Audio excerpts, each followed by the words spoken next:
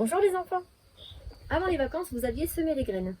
J'espère qu'elles ont bien poussé. En tout cas, ici, c'est le cas. Voici ce qu'ont donné les graines de tomates. Et j'avais aussi planté les graines de concombre qui ont donné de jolis plants.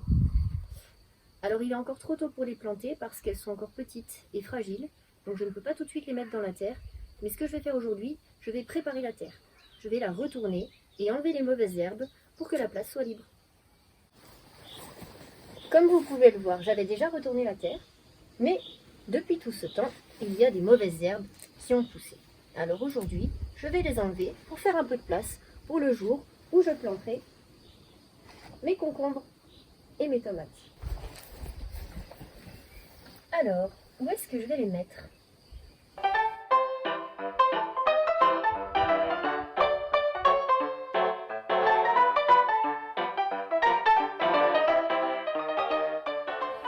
Là ?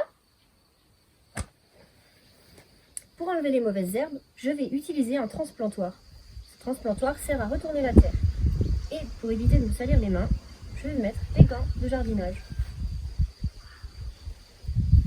Il faut que je fasse attention parce que j'ai 2 pieds de poireaux.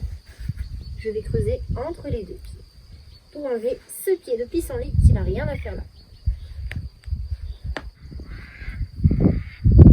Et voilà, une mauvaise herbe en moins. Là aussi. Là. Encore une mauvaise herbe. Ici. Le transplantoir, c'est bien pour creuser des trous et retourner la terre. Maintenant, si je veux la mélanger un peu, je vais utiliser une griffe. Et voilà la griffe. Elle porte bien son nom, hein. Et c'est parti. Voilà. Qu'est-ce que c'est ? Ah, mais c'est dégoûtant. Il est hors de question que je plante mes pieds de concombre dans cette terre dégoûtante. Et plus je creuse, plus je trouve des bêtes bizarres. Regardez, un perce-oreille. Une araignée. Il y a vraiment beaucoup de bêtes dans cette terre. Alors qu'est-ce que je fais ? Je les plante ou je les plante pas ? Mais non Stéphanie, tu peux les mettre là. Ne t'inquiète pas, les vers de terre, c'est bon pour la terre. Tu sais, ça creuse dans la terre, ça mange la terre, et ensuite ça fait des galeries à l'intérieur. Donc dedans, la terre, elle va être mélangée, elle va être aérée, il y aura de l'air, et l'eau, elle va pouvoir couler à l'intérieur. Donc ne t'inquiète pas, les vers de terre sont très bons pour tes plants de concombre. Le ver de terre est un animal utile. Mais tu as raison, il y a des animaux qui sont nuisibles à ton jardin. Et c'est le cas d'un animal qui ressemble un peu au ver de terre, c'est la limace. La limace, elle va plutôt manger tes plants de concombre. Elle raffole des tiges et des feuilles. Mais alors, que doit-on faire quand on a des animaux qui sont nuisibles dans le jardin ? Eh bien, il y a des animaux qui mangent ces petits animaux nuisibles, comme le hérisson. Il mange les limaces et les escargots. Donc, si tu as des limaces ou des escargots dans ton jardin, tu n'as qu'à aller trouver un hérisson et lui proposer de venir déjeuner dans ton jardin. Mais il y a bien d'autres animaux qui sont utiles ou nuisibles à ton jardin. Mais il faudrait en demander plus à maîtresse Chloé. Oui, tout à fait, Audrey. Il existe d'autres animaux utiles et nuisibles pour notre jardin. Connaissez-vous les pucerons ? Ce sont de tout petits insectes qui mesurent de 1 à 5 mm. Pour se nourrir, ils percent des petits trous dans les feuilles des plantes et mangent la sève qui est à l'intérieur. À force, la plante est plus fragile. Il arrive aussi que les pucerons apportent des maladies aux plantes, notamment aux concombres. Alors attention à tes concombres, Stéphanie. Heureusement, je connais un insecte qui adore manger les pucerons. Vous le reconnaissez ? Eh oui, c'est la coccinelle. Elle mange les pucerons, mais aussi d'autres insectes nuisibles comme les cochenilles. Elle est donc très utile. Alors si vous trouvez une coccinelle dans votre jardin, il ne faut pas la déranger. Les araignées aussi mangent les pucerons. Alors le jardin de maîtresse Stéphanie est entre de bonnes mains. Et les abeilles, à votre avis ? Elles sont très utiles car sans elles, on n'aurait pas de fruits ni de légumes. Elles vont de fleur en fleur pour boire le nectar, c'est une boisson sucrée qui donnera ensuite le miel.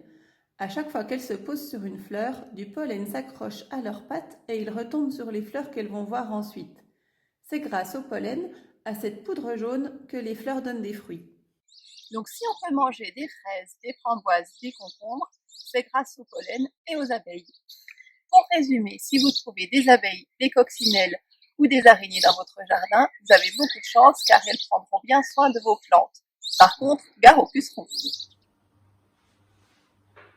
Alors du coup, si je comprends bien, si je devais mettre d'un côté les animaux utiles et de l'autre côté les animaux nuisibles. Le ver de terre, il est utile parce qu'il aère la terre et permet à nos racines de bien se développer. La limace et l'escargot sont nuisibles. Ils dévorent les feuilles de nos plantes. Le hérisson, utile parce qu'il mange les limaces et les escargots et libère les feuilles de nos plantes. Le puceron, visiblement, il est nuisible. Il dévore toutes les feuilles de nos plantes. Mais heureusement, la coccinelle est là. Elle est très utile car elle mange les pucerons. L'araignée aussi mange les pucerons. Elle est utile. Et enfin, maîtresse Chloé nous a parlé de l'abeille et elle nous a dit qu'elle était très utile car elle permettait aux fleurs de produire des fruits en déplaçant le pollen d'une fleur à l'autre. Elle est donc utile. Et toi, Éléonore, t'en penses quoi? Éléonore? Wouhou! Oh, oh, ah, des nuisibles? Oh, j'en ai un, moi, de nuisible. Alors, non, pas les fourmis, c'est trop cliché. Monte un peu plus. Regardez cette jolie petite bête toute poilue, si inoffensive, si mignonne. On aimerait lui faire des câlins toute la journée. Mais derrière cet irrésistible minois se cache un prédateur nuisible des plus aguerris. On parle de bois. Bien souvent, les félins profitent qu'on ait le dos tourné pour mener leur vie de prédateur.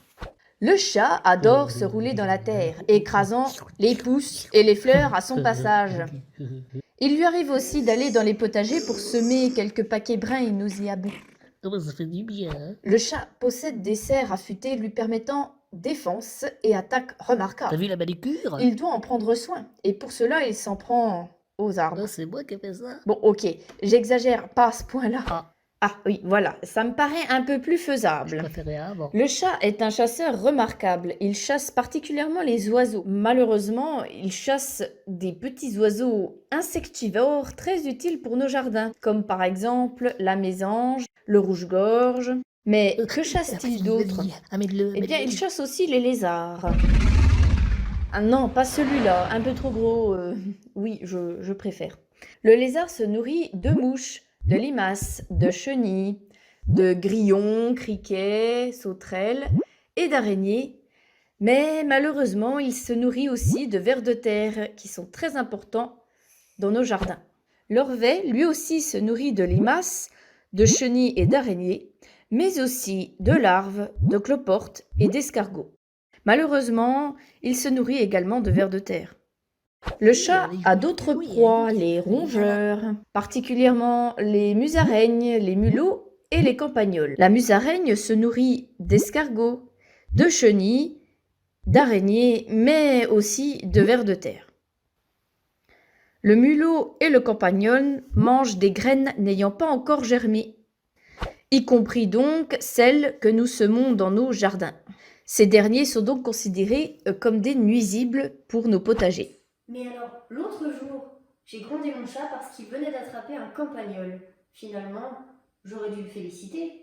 Peut-être que grâce à lui, mes graines ont été épargnées. Vous l'aurez compris, peut-on considérer l'orvet, la musaraigne et le lézard comme des animaux utiles puisqu'ils se nourrissent d'insectes qui dérangent nos plantes, ou nuisibles puisqu'ils mangent des vers de terre qui sont essentiels à notre sol? Mais qu'en est-il de notre chat? En conclusion, on peut dire qu'il est mi-utile, mi-nuisible. Il faut ajouter à cela que la chasse, c'est son instinct. Cet animal proche de l'homme est assez charmant, on le lui pardonne. C'est vrai que c'est assez déconcertant de découvrir ses trophées à droite à gauche dans la maison, près de nos chaussures, au pas de notre porte. Mais bon. Merci les filles, grâce à vous j'y vois plus clair.